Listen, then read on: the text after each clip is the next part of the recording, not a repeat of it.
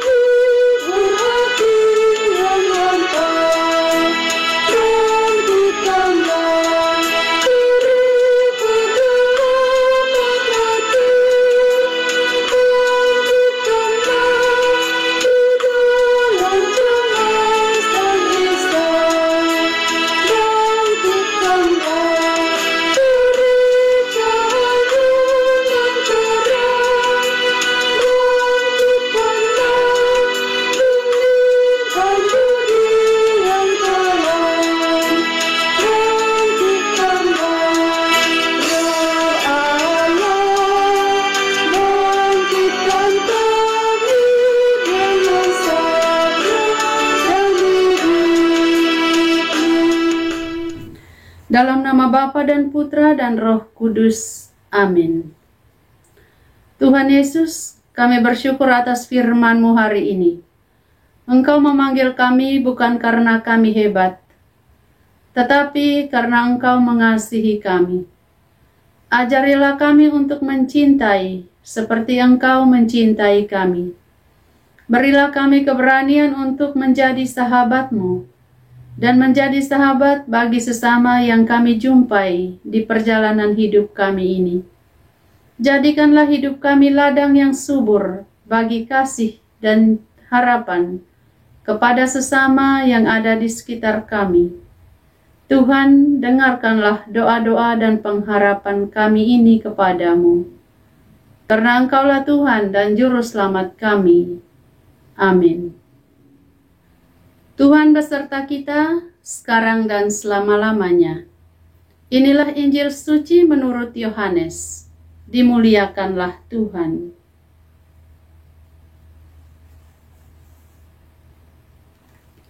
Bab 15 ayat 12 sampai dengan 17. Perintah supaya saling mengasihi. Inilah perintahku, yaitu supaya kamu saling mengasihi seperti aku telah mengasihi kamu. Tidak ada kasih yang lebih besar daripada kasih seorang yang memberikan nyawanya untuk sahabat-sahabatnya. Kamu adalah sahabatku, jikalau kamu berbuat apa yang kuperintahkan kepadamu. Aku tidak menyebut kamu lagi hamba, sebab hamba tidak tahu apa yang diperbuat oleh tuannya. Tetapi aku menyebut kamu sahabat, karena aku telah memberitahukan kepada kamu segala sesuatu yang telah kudengar dari Bapa-Ku. Bukan kamu yang memilih aku, tetapi akulah yang memilih kamu. Dan aku telah menetapkan kamu supaya kamu pergi dan menghasilkan buah, dan buahmu itu tetap, supaya apa yang kamu minta kepada Bapa dalam namaku, diberikannya kepadamu. Inilah perintahku kepadamu, kasihilah seorang akan yang lain. Demikianlah sabda Tuhan, terpujilah Kristus. Inilah perintahku, yaitu supaya kamu saling mengasihi, seperti aku telah mengasihi kamu. Bapak Ibu, para sahabatku yang terkasih dalam Kristus Tuhan. Bayangkan dunia seperti ladang luas yang gersang.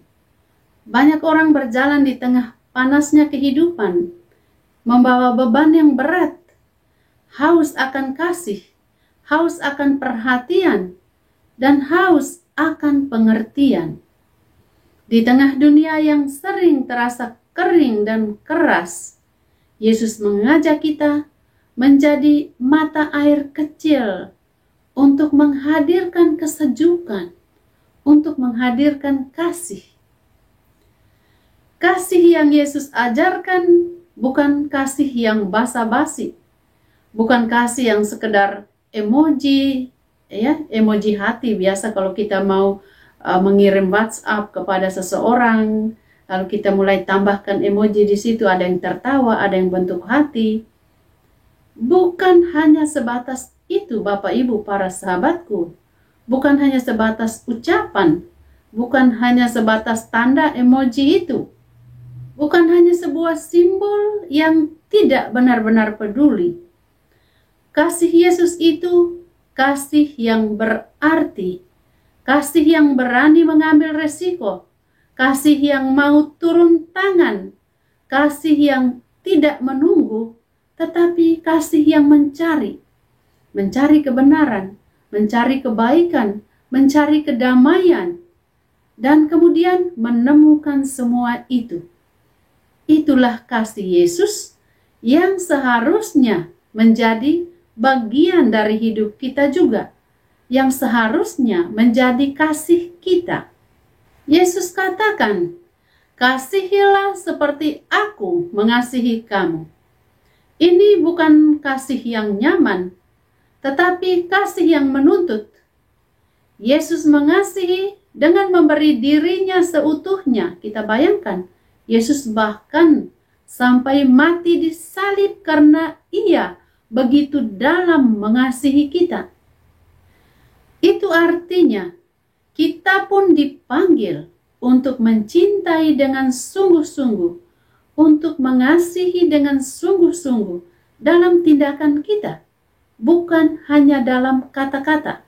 Misalnya, saat kita memilih untuk mendengarkan seseorang yang sedang dalam situasi galau, yang sedang dalam situasi yang tidak menguntungkan. Walau kita sendiri mungkin sedang capek, mungkin sedang ada urusan lain, kita harus benar-benar memberikan diri kita seutuhnya untuk mendengarkan, bukan hanya sekedar mendengar. Mendengarkan artinya kita dengan segenap hati kita, dengan segenap perhatian kita, dengan segenap konsentrasi kita, terfokus pada orang yang sedang berbicara dengan kita saat ini, yang sedang curhat sesuatu dengan kita. Kemarin ada anggota paroki kami yang meninggal di sini di California, di salah satu paroki di Los Angeles. Tadi malam mereka membawa jenazah itu ke dalam gereja, lalu disemayamkan sepanjang malam di situ. Saya kemarin hadir di doa mereka, doa keluarga di dalam gereja, karena misanya baru akan terjadi hari ini jam 9. Lalu di gereja meskipun ada misa arwah, tetapi tadi pagi tetap ada misa harian. Setelah misa harian saya ke sakristi karena mereka pindahkan peti jenazah ke sakristi. Saya ke sakristi bertemu keluarga di situ, lalu ada sepupu dekatnya, seorang bapak, mereka berasal dari Meksiko. Dia bercerita bahwa suster saya sangat bersedih, saya sangat kehilangan. Tahun ini sudah 3 keluarga saya yang meninggal. dalam waktu yang tidak terlalu jauh. Lalu saya mendengarkan dia. Kebetulan yang meninggal ini seorang bapak, sudah berkeluarga, lalu anaknya 2, kemudian umurnya masih sangat muda ya, baru 39 tahun. Dan meninggalnya pun tidak ada sakit, tiba-tiba saja meninggal. Jadi saya merasakan bagaimana sedihnya sharing bapak itu kepada saya. Dan kemudian saya ajak dia berdoa di peti jenazah itu. Ini adalah salah satu contoh kecil saja bahwa kalau kita sedang berada di situasi tertentu dengan seseorang yang lain, berikan kasih kita yang utuh kepada mereka. Perhatian kita yang utuh kepada mereka. Berikan segenap perhatian jiwa raga kita bahwa mereka sedang membutuhkan kita saat ini. Mungkin kita tidak mengatakan apa-apa, tetapi dengan perhatian kita, dengan konsentrasi kita kepada mereka yang sedang berbicara dengan kita, itu sudah menghadirkan sebuah harapan untuk mereka. Saya kemudian mengingat cara-cara almarhum Paus Fransiskus ketika bertemu dengan orang. Auranya beliau itu bagaimana ya Bapak Ibu para sahabatku? Begitu totalitas ketika berhadapan dengan seseorang. Sederhana saja, mungkin dia hanya menyentuh mereka, mungkin dengan memberikan berkat, mungkin memberikan seutas rosario, tapi kita merasakan bagaimana kedalaman jiwa raganya itu memberi cintanya yang tulus kepada setiap orang yang ada di hadapannya. Dan ini sebenarnya cinta Yesus yang sudah melekat pada diri beliau. Yesus mencintai orang itu dengan utuh, dengan sempurna, tidak setengah-setengah, tidak hanya sekedar, tetapi dengan seluruh jiwa dan raganya. Tentu saja cinta Yesus tidak bisa disamakan dengan siapapun di dunia ini, tetapi ketika kita bisa mewujudkan cinta Yesus dengan orang-orang yang ada di sekitar kita, itu sesuatu hal yang luar biasa, bahwa kita telah mengambil bagian dari kebaikan-kebaikan Yesus. Kita telah mengambil bagian dari cinta kasih Yesus. Ingat kata-kata Yesus, bukan kamu yang memilih aku, tetapi akulah yang memilih kamu. Hidup ini bukan sekedar kebetulan ya Bapak Ibu. Kita tidak lahir sembarangan, kita tidak berada di tempat yang tanpa alasan. Tuhan punya rencana tertentu dalam hidup kita. Dia memilih kita, Dia memanggil kita, Dia menyapa kita satu persatu. Dia mau kita pergi dan menghasilkan buah. Buahnya adalah tindakan kasih. Setiap pengampunan yang kita berikan, setiap kebaikan kecil yang mungkin tidak terlihat oleh orang lain, tetapi Tuhan tahu kita telah melakukan perbuatan kasih yang Dia kehendaki dari kita. Dalam dunia yang penuh dengan kompetisi, penuh dengan tekanan, nilai sekolah, harapan orang tua, citra di media sosial, kadang kita lupa bahwa kita dicintai bukan karena pencapaian. Kita dicintai bukan karena sesuatu yang benar-benar kita rebut untuk kita capai. Tetapi karena siapa kita? Karena kita adalah sahabat Tuhan. Karena Tuhan sudah menjadikan kita sahabatnya, maka Dia memberi semua yang kita harapkan itu kepada kita. Oleh karena itu sudah seharusnya kita bersyukur kepada Dia. Kalau kita mengalami sedikit kegagalan, sedikit kekecewaan, sedikit kehancuran mungkin di hati kita, jangan terus terfokus pada itu. Jangan terus mempersalahkan itu. Tetapi lihatlah Tuhan mau apa lagi dari hidup saya. Yesus menyebut kita sahabat, bukan hamba, bukan budak, bukan pembantu, tetapi sahabat. Sahabat itu artinya tempat curhat, tempat berbagi, orang yang kita bisa mengatakan apapun tentang keberadaan kita, situasi batin kita. Kita bayangkan Bapak Ibu para sahabatku, Tuhan, Raja semesta alam, Tuhan yang menciptakan kita, Dia mau menjadikan kita sahabatnya. Dia ingin kita dekat dengan Dia. Dia tidak mau kita jauh dari Dia. Dia ingin berbagi, bukan mengatur dari atas, tetapi mau berbagi, mau menjadikan kita ini sebagai satu kesatuan dengan Dia. Luar biasa Tuhan kita. Nah, pertanyaannya, apakah kita sudah memperlakukan Tuhan sebagai sahabat kita? Atau kita hanya datang pada saat kita butuh?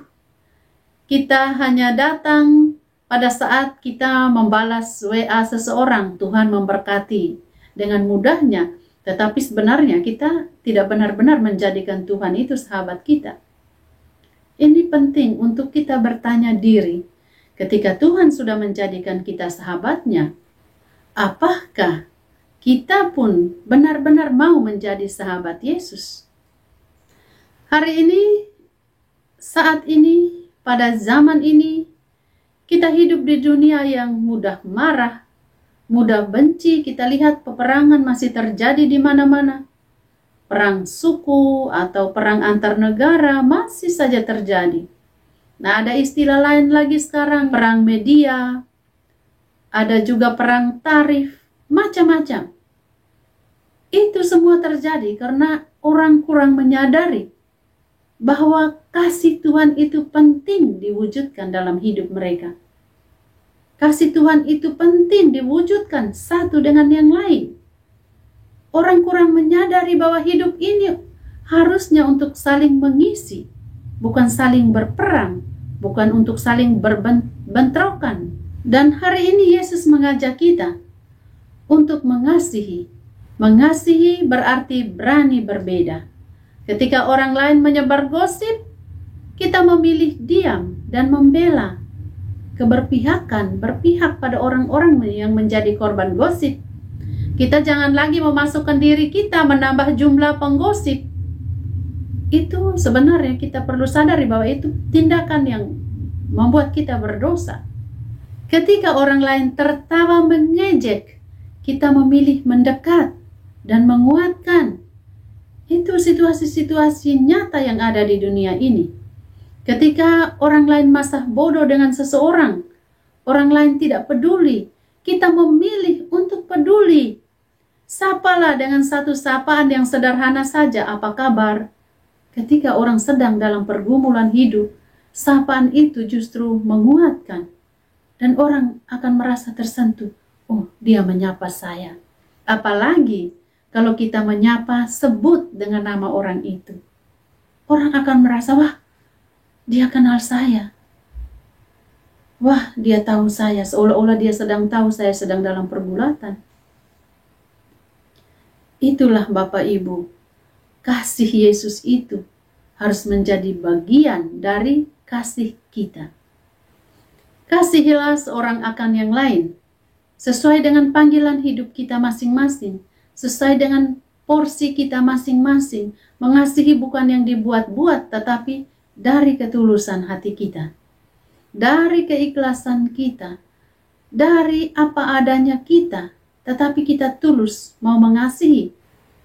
Bapak Ibu para sahabatku yang terkasih dalam Kristus, hidup ini adalah undangan. Undangan untuk menjadi sahabat Tuhan. Undangan untuk mencintai lebih dari sekedar kata-kata. Undangan untuk pergi dan menghasilkan buah, yaitu buah kasih, buah persahabatan, buah kebaikan, buah perdamaian. Itulah yang Tuhan mau kita lakukan hari ini. Tidak ada kasih yang lebih besar daripada kasih seorang yang menyerahkan nyawanya untuk sahabat-sahabatnya. Tuhan Yesus memberkati kita. Marilah kita menyampaikan doa-doa permohonan kita. Kami berdoa kepadamu ya Tuhan, untuk gereja dan para pemimpinnya. Kami mohon berkat dan kekuatan bagi Bapak Paus kami, bagi para uskup, para imam, biarawan-biarawati, dan semua pelayan gerejamu, serta seluruh umat beriman di seluruh dunia, agar kami setia dalam panggilan kami masing-masing dan menjadi teladan cinta kasih serta pengharapan bagi semua orang yang kami jumpai. Marilah kita mohon, kabulkanlah doa kami ya Tuhan. Kami berdoa untuk kaum muda yang sedang mencari arah hidupnya. Tuhan, tuntunlah kaum muda kami, agar berani membuka hati terhadap panggilan-Mu, entah dalam hidup berkeluarga, dalam hidup membiara, menjadi imam, atau pelayan awam. Berilah mereka keberanian untuk menjawab panggilan-Mu dengan ya dan sukacita dalam menjalani panggilan hidup mereka masing-masing. Bantulah mereka untuk menyadari bahwa setiap orang yang mereka jumpai dalam hidup adalah sahabat dalam pesiarahan hidup ini. Marilah kita mohon, kabulkanlah doa kami ya Tuhan. Kami berdoa kepadamu untuk keluarga-keluarga Katolik. Ya Tuhan, berkatilah setiap keluarga agar menjadi tanah yang subur, tempat tumbuhnya benih panggilan, tempat tumbuhnya benih iman, tempat tumbuhnya cinta kasih satu sama lain, agar dasar yang kuat dari keluarga dapat menjadi dasar yang kuat juga untuk mewujudkan cinta kasih-Mu kepada dunia. Marilah kita mohon, kabulkanlah doa kami ya Tuhan. Akhirnya kami berdoa untuk diri kami sendiri. Semoga Engkau memperhatikan kami ya Tuhan dengan segala kebutuhan kami saat ini. Mari kita diam sejenak untuk menyampaikan wujud pribadi kita.